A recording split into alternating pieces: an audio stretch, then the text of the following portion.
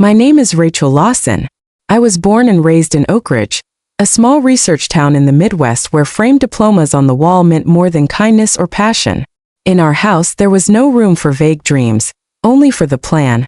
Graduate with honors, get into a prestigious university, and choose one of the so-called respected careers: law, medicine, or science. My father, Daniel Lawson, was an associate professor of political science at the local branch of a well-known university. He always stood with perfect posture, dressed impeccably, and spoke as if he were delivering a lecture at all times. My mother, Linda Lawson, was the principal of the only college prep school in town, and believed that every mistake could be avoided if people simply followed discipline and tradition. To them, the ideal child was my sister, Angela Lawson. At age 4, she could quote large passages of Hamlet, and at 18, she was accepted with a full scholarship to Johns Hopkins University. When she announced it, our entire extended family celebrated. Relatives came from across the state. My father raised his glass, his eyes gleaming with pride. "This is the future of America." And then with a smirk, "All that internet nonsense is just childish distraction." That comment was clearly directed at me. I didn't hate school, but from a young age, I was far more drawn to what happened behind a computer screen than to rewriting formulas in a notebook. At 12, I fixed a neighbor's jammed printer for $20 and 2 movie tickets. At 15, I wrote my first lines of code to build a simple website for a local pottery studio run by Anna Marks. 3 days later, she got her first online order. I thought my parents would be proud. Instead, my mom frowned and said, "You should be focusing on the SATs. Your little hobbies won't get you into Stanford." My father was even more cutting. He stared coldly at the laptop I was fixing for a client and said, "If you want to be a help desk girl for the rest of your life, keep at it. But don't expect a single dime from us." I smiled, but it was a forced smile. The one thing I was never allowed to be in that house was different. At every dinner, Angela's name was repeated like a sacred chant. Angela was chosen to present at the DC Youth Policy Summit. Professor Stanton said she had natural leadership potential. And to me, "Rachel, are you going to retake algebra for the 3rd time?" In May of senior year, our family sat at the dinner table, surrounded by glossy brochures from Stanford, MIT, and Yale, carefully arranged by my father. None of it meant anything to me. My heart was pounding as I finally spoke the words I'd been holding in for months. "I'm not applying to college. I want to start my own business. I already have a plan, a first client, and nearly $2,800 I've saved building websites." A fork clattered against a plate. My mother fell silent. My father slowly stood. His voice cut through the air like a razor. "That's not happening. Not under this roof." I'll never forget the look in his eyes. It wasn't concern, it was disgust. As if I had just uttered something obscene. I didn't cry. I stood up quietly, walked to my room, and began packing. A week later, I left home with 3 suitcases, an old laptop, and an unshakable resolve. No one saw me off. No one wished me luck. They were sure I'd crawl back, ashamed and begging for forgiveness. My first apartment was on the 3rd floor of a crumbling building on the edge of Springfield, Illinois. Barely 400 square feet, with creaky wooden floors and drafty windows no matter how tightly I shut them. But it was the first space I could truly call mine. The kitchen was so narrow I could touch both walls if I stretched out my arms. I placed a second-hand wooden table by the only power outlet in the living room and turned it into a makeshift office. Every morning I brewed coffee in an old drip machine, sat down to work before the sun rose, and kept going until the streetlights turned on. No paycheck. No family expectations. Just me and one simple idea. The idea for my business was straightforward. I wanted to help local artisans sell their handmade products online. I called the platform Craft Cabin. There was nothing revolutionary about it, no cutting-edge tech, but I believed in it. The Midwest is full of talented crafters, potters, soap makers, and woodworkers, but most had no idea how to reach customers online. I built basic websites and took a 5% commission on every successful sale. The rest went entirely to the seller. In those early weeks, I coded during the day and sent cold emails to small craft shops at night. Most never replied. Some asked, "What university are you from?" When I said I never went to college, the conversations ended. One even replied with laughing emojis and the message, "Well, good luck with that." My bank account drained faster than I expected. I lived on instant noodles, boiled eggs, and canned beans. Every night I turned my space heater on full blast. Not just to fight the cold, but to ward off the creeping fear that started seeping into every corner of my mind. One night I called my mom just to hear her voice. When I told her I hadn't gone back to school, her response was immediate and icy. "Then don't expect anyone here to be waiting for you." I thought I'd grown used to their coldness. But after that call, I sat on the floor of my apartment in complete silence for nearly an hour, feeling the last thread connecting me to the past snap. 3 months after launch, Craft Cabin had exactly 2 clients. One was Jenna, a soap maker. The other was Victor Stevens, an elderly woodcarver who lived 40 minutes outside the city. He called me Computer Girl and often misremembered my name as Lucy, but he still paid me $15 a month to handle his orders. Thanks to them, I was able to pay my first electric bill without falling deeper into credit card debt. I thought things were starting to look up. But one cold February morning, while delivering a batch of products for Jenna, my old Chevy Cavalier was hit by another car at an intersection. No one was hurt, but my car wouldn't start. The repair estimate came out to almost $550. Money I didn't have. I sat on the floor of my tiny living room, surrounded by rolls of packing tape and unpaid bills, thinking, what if I made the wrong choice? That evening, I decided to attend a local small business meetup at the city library, a free event I'd seen listed on the municipal website. I didn't know what I was hoping for. Maybe just the comfort of being in a room with other people trying just as hard. She worked as hard as I did. That's where I met Margaret Barnes, a woman in her early 50s with neatly styled silver hair, plain clothes, and a piercing gaze. She was the founder of a small business software company called Ledgerflow, which provided financial tools for entrepreneurs. During the Q&A session, she shared lessons about scaling a product. After the session ended, I waited for the room to empty out, then nervously approached her and handed over my homemade business card, almost dropping it in the process. I'm Rachel. I run a small platform that helps artisans sell their products online. No formal education, no funding, but I have real clients and some real revenue, even if it's modest. Margaret paused, studying me for a few seconds, then smiled and extended her hand. Do you have customer data? She asked. I nodded, opened my laptop, and showed her order records and growth charts. Modest but clear. She scanned a few spreadsheets and then said the sentence that changed everything. You don't need more individual sellers. You need better clients. I stared at her, confused. Instead of selling 1 bar of soap at a time, she continued, why not sell your order management software to artisan shops that manage 50 crafters under one roof? Same mission, helping creators, but at scale with more value. You already have a working model. Now it's time to rebuild it. We talked until nearly 10 p.m.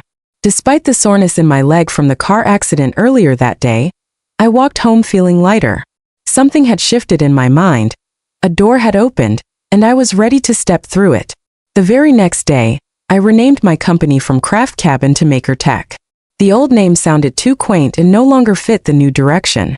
With Margaret's mentorship, I pivoted from a retail-facing platform to a full-fledged supply chain management system tailored for small and mid-sized artisan businesses, a market few had seriously tapped into. During the first month of the pivot, I barely slept 3 hours a night. I rewrote the entire system using a new framework and launched a targeted email campaign to independent retail shops across the western U.S. Each new contract helped me pay off my car repairs, cover hosting costs, and eventually hire my first part-time intern, Kyle, a UX design student I met at a local startup mixer. We worked out of my tiny apartment, using instant noodle boxes as makeshift laptop stands and writing notes on a whiteboard stuck to my fridge. It was chaotic, but that's where MakerTech truly began to take shape. By fall, after over 100 failed cold calls, I got an email from the operations team at a regional furniture retail chain called Birch and Maple. They had 36 stores across 6 states and were using software from the early 2000s. The sender, Reagan Thompson, wrote, I heard your system can track inventory by store. Please send us a demo. I read that message 10 times. After 5 sleepless days, Kyle and I built a live demo that simulated multi-store inventory and order management, complete with a clean dashboard, intuitive navigation, and smart alerts. When Reagan called back, she didn't hesitate. "We need this system deployed within 60 days. Can you deliver?" I glanced at Kyle. He gave me a thumbs up. "Yes," I said. "But I'll need to meet with your tech team to integrate APIs for bookkeeping and logistics." "Where's your office?" she asked. I swallowed hard. "We're fully remote at the moment, but I can fly to your headquarters in Denver anytime." That first meeting was also my first time in a real office, with clean carpets and an automatic espresso machine. I wore a thrifted blazer and slightly scuffed shoes, but I stood tall and answered every technical question with confidence forged in long, lonely nights coding on a cracked laptop. The final contract was signed for $330,000, with an advance of $110,000 to begin implementation. I didn't cry. I just sat silently in the back of a cab on the way to my hotel, clutching my backpack like it held the next chapter of my life. Everything moved quickly from that moment on. After the successful rollout, Birch and Maple referred us to 3 more chains. I formally incorporated the company, rented our first real office in St. Louis, and hired 5 full-time employees. Within 2 years, MakerTech had offices in St. Louis, Denver, and Seattle. We were servicing over 60 retail networks, and the platform had evolved into a full ecosystem. By year 3, our revenue surpassed $900,000. In year 4, I was invited to speak at the Women in Tech conference, where I gave a talk about how simple software tools could transform traditional industries. After my talk, a middle-aged man approached and handed me his business card with both hands. His name was Michael Denson, Director of Strategic Development at Clear Horizon Ventures. "We've been tracking MakerTech since early this year," he said. "If you're open to a conversation about mergers or acquisitions, we have a proposal." I smiled and took his card, but made no promises. The following week, I received 3 more acquisition offers, the highest valued MakerTech at $28 million, a number that stunned my whole team. Kyle blurted out, "If you sell, I'll be happy for you. But please don't. We're not finished yet." I looked up at the development roadmap pinned to the wall in our conference room, where we used color-coded sticky notes to track modules. I knew exactly where we were, and where we were going. I declined all 3 offers, not because the money wasn't enough, but because MakerTech wasn't just a company. It was proof. Proof that the path I chose, the one my family completely rejected, had been the right one all along. Selling it now would feel like sitting back down at that old dinner table, bowing my head under their disapproving stares, admitting defeat. Even as the company flourished, I lived a nearly invisible personal life. I still drove my old Subaru, lived in a modest 3-bedroom apartment in a regular neighborhood. When someone asked what I did, I'd simply say, "I build small tools for artisan shops." My family, as predictable as ever, only remembered I existed when discussing disappointments. My mom still called once a month, but not to ask how I was. It was to inform me that Angela had just been appointed residency director at a major hospital in New York, or that her husband had published another paper in a medical journal. I learned to smile and say nothing. Everything changed when my father, Daniel Lawson, was laid off after 28 years teaching political science at his university. Budget cuts eliminated his department, and at 61, he suddenly lost his primary source of income. A week later, my mother was diagnosed with an autoimmune thyroid disease requiring expensive long-term medication, not covered by their insurance. When Angela heard the news, her reply was cold and detached. "The hospital's overwhelmed. I can't help." I sat quietly in my office, looking at a bank statement my mom had accidentally sent to an old email address I still had access to. One line stood out. Mortgage payment missed, 16 days overdue. Just below, outstanding prescription bill, $1,400. No one had reached out to me for help. Maybe they still thought I was barely scraping by, too stubborn to go back to school. But I knew that if no one stepped in, they would lose their home. I contacted my attorney, Robert Langley, the same one who had helped structure the investment contracts for MakerTech. I asked him to set up a trust fund called the Spring Hill Foundation, disguised as a grant from a nonprofit educational initiative. Within a week, Spring Hill began making monthly payments to cover my parents' mortgage. They received a letter from their bank saying that an anonymous organization had chosen to support their loan as recognition of the couple's long-standing contribution to public education. They never asked questions. At the same time, I had Robert establish a shell company called Brightstone Consulting, registered in Delaware. Through it, I signed a perfectly legal contract with my father, hiring him to write a draft curriculum on civic education. His salary, $1,600 per month. No one ever checked the details. My father began boasting to friends that he had been appointed an educational advisor at the regional level. My mother, relieved, assumed some silent benefactor was watching over them. I quietly approved the transfers each month, never asking for thanks. But that wasn't all. Last June, I learned that my sister Angela had given birth to twins. Because of unforeseen costs during her C-section, she had to delay enrolling the babies in the prestigious bilingual preschool she had raved about for years. Weeks later, 2 full-ride scholarships appeared in that preschool's records, issued by a Northwest Infant Development Fund. Each grant covered the exact tuition amount for Jacob and Lily. Angela wrote on social media in all caps, "It's a miracle. God works in mysterious ways." I read it and smiled dryly. In the last 3 years, I had spent over $90,000 supporting every part of their lifestyle. All of it was legal. All of it was carefully disguised. I was living 2 lives. At work, I was Rachel Lawson, CEO, hailed by TechBridge Weekly as the software wizard of the artisan economy. I closed million-dollar contracts and spoke at industry summits. But to my family, I was still the dropout daughter who probably sold random junk on the internet.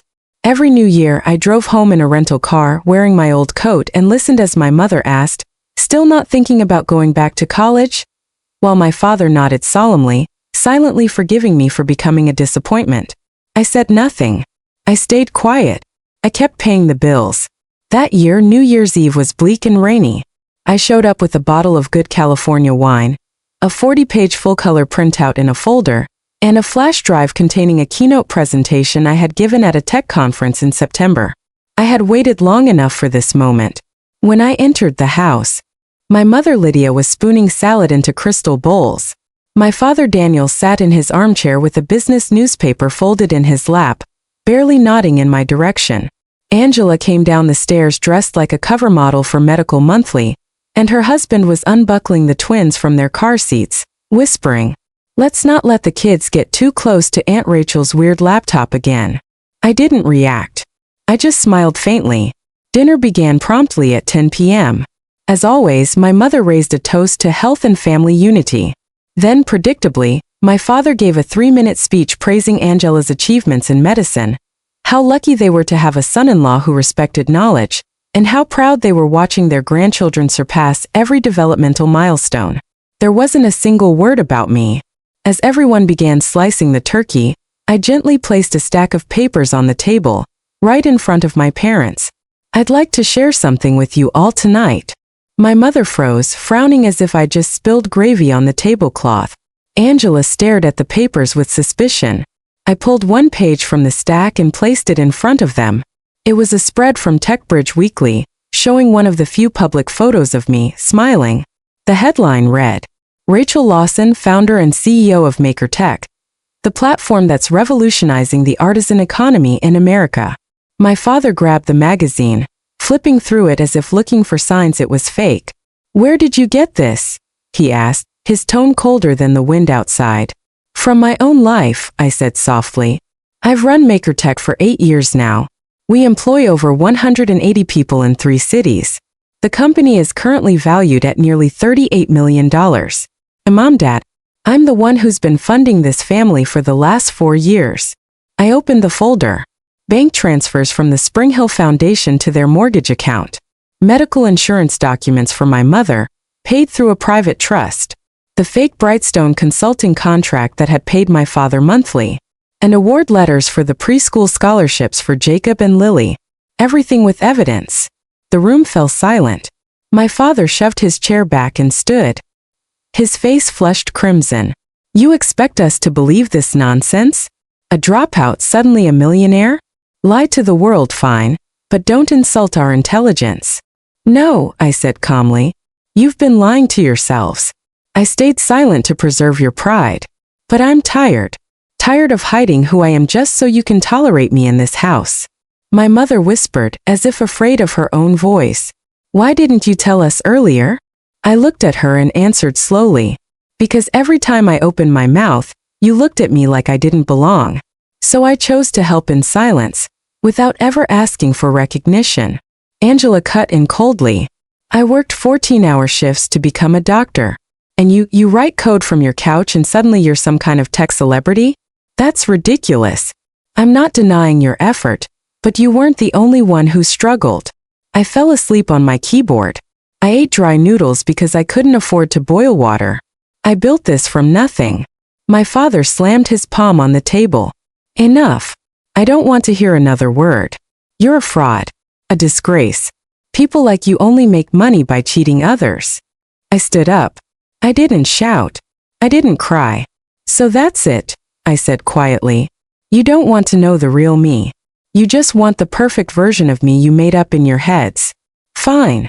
I gathered the documents and placed them gently back in my bag. As I turned toward the door, my mother gently grabbed my wrist. Rachel, what about next month's support? I looked at her. My voice barely a whisper.